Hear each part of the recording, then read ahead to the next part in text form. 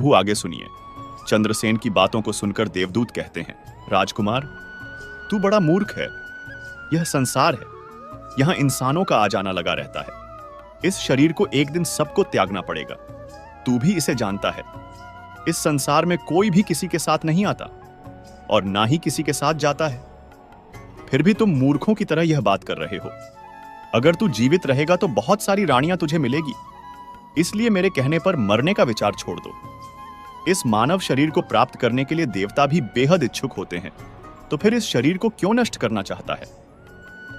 इस प्रकार देवदूत के शब्दों को सुनकर चंद्रसेन कहता है, महाराज, आपने जो कुछ कहा है वह सत्य है, किंतु ऐसी पतिव्रता पत्नी मुझे किसी जन्म में भी नहीं मिलेगी, इसलिए मैं इसके साथ ही मरूंगा। चंद्रसेन के विचार सुनकर देवदूत ने जान लिया कि यह अपनी पत्नी के बिना नहीं रह सकता है।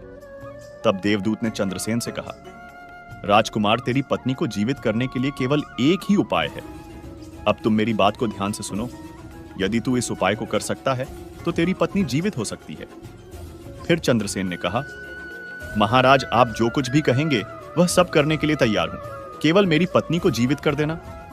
तब देवदूत ने कहा, तुम्हारी पत्नी की आयु केवल 20 वर्ष थी, जिसे इसने बिता दिया। इसके बदले तेरी उम्र 70 वर्ष की है, जिसमें से 30 वर्ष बीत चुके हैं।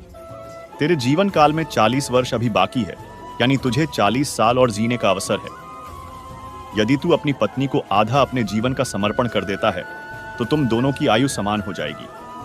अगर तुम यह मान लो तो राजकुमारी जल्द ही ठीक हो जाएगी। इस तरह देवदूत की बात सुनकर राजकुमार चंद्रसेन ने कहा, मुझे मान्य है। फिर देवदूत ने चंद्रसेन के हाथ में पानी दिया और 20 वर्षों के लिए राजकुमारी के पैरों पर पानी डालने का संकल्प लिया।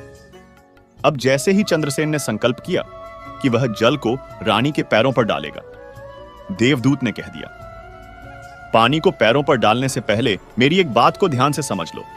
इसमें एक गुप्त रहस्य भी है। अभी तो तुझे राजकुमारी की आवश्यकता है। तुम पानी डालकर उसको बचा सकते हो,